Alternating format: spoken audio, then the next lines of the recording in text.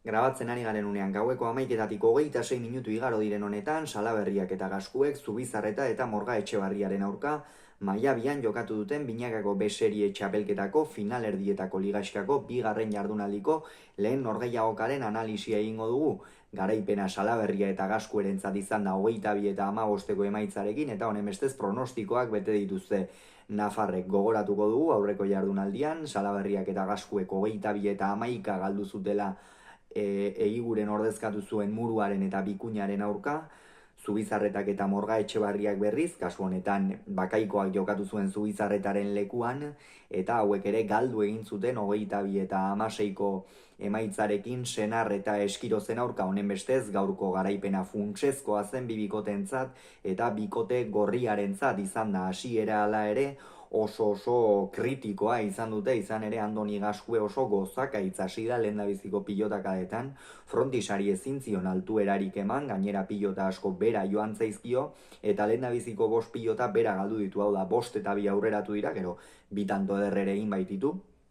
baina 5 eta 2 aurreratu dira urdinak, ezertxo ere egin gabe, hau da zuzen jokatzearekin nahikoa izan dute, gerora baina partida asko aldatu da, zazpina joan dira, eta hor Andoni Gaskue agintzen hasi da, jada Imar Morga Etxebarria ia une oro zazpitik atzera zuen, partida ona jokatu du, batez ere lehenengo zatian Aimar Morga Etxebarriak, baina ia une oro defentsan aritu behar izan du, agintzera ezin izan du pasa, eta Gaskuek eskuina ongi daukanean eta konfiantzaz dagoenean petroleo ikeragarria ateratzen du, eta gaurkoan hori erakutsi du Larraintzarko atzelariak nola 3:4 pilota hartzen duenean, frontis erdian jota pilotari altuera eman da zenolako arriskua daukan bere pilotakadak eta atzelariari beti ozkaka etortzen zaio, eta horri etekin ikeragarria atera dio bikote gorriak. Aurrelariak normalean distira handia izan ohi duten aurrelariak dira, bai Zubizarreta eta bai Salaberria, baina gaur ez dute aparteko distirarik eduki, Irai Zubizarretarena galdera ikurba zen, izan ere 2 hilabete zeramatzan ataundarrak jokatu gabe, eta hori pilotari batentzat kantxatik kanpo egoteko asko izan ohi da, baina gaurkoan hasieratik askotan ezkerrez ere ikusi dugu defentsan, behar bada askotan eskuinez sotamano sartuko litzaken pilotetan, eskuinez ere ez du min handirik egin, eta ikusi da oraindik ere errekuperatzeke dagoela eta erritmoa falta zaiola.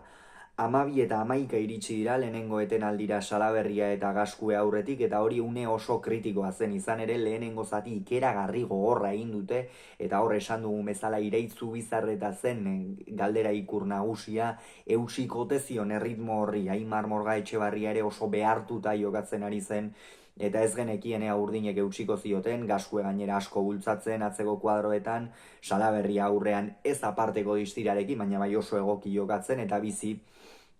eta bigarren zatian jada utzi egin da partida, 18 eta 12 jarri dira, Gaskuek agintzen jarraitu du atzeko kuadroetan, Aimar Morga Etxebarria pixkanaka partida hasieran garbi eramango zituen pilotak galtzen hasiera, nekearen kontuak ere noski izan dira, asko bortxatu du Gaskuek horratzeko kuadroetan Morga Etxebarria, eta hor egonda. Gako nagusia inolako zalantzari gabe, gerora 15 eta 21 ere jarri dira, hor Salaberriak sakez falta egin du 20 eta 14ean, baina gerora ongi zuzendu du beste pilotakada batekin, eta azken tantoa xelebre askoa izan da, izan ere Zubizarretak bizi jokatu du zabalera, Salaberriak irriste egin du, baina azken unean kolpea tira ahal izan dio erreflexu honekin punpairez, txapa gainean larri negarrez iritsi da, eta Zubizarretak ez du eramaterik izan, eta honen bestez 22 eta 15 amaitu da norgehiagoka, Salaberriak eta Gaskuek ligaxkako lehen puntua eskuratu dute, eta honen bestez bizirik iritsi dira azken jardunaldira. Zubizarreta eta Morga Etxebarriak oraingo norgehiagoka adi jarraitu beharko dute, izan ere Senarrek eta Eskiroze galtzen badute, Gipuzkoarrak eta Bizkaitarrak txapelketa honetan egin beharrekoak eginak izango dituzte. Eta azken jardunaldian beraz, Salaberriak eta Gaskuek eta Senarrek eta Eskirozek jokatu beharko lukete finalerako txartel hori partida erabakigarrian. Hauxe beraz esan beharrekoa, ea zer gertatzen den orain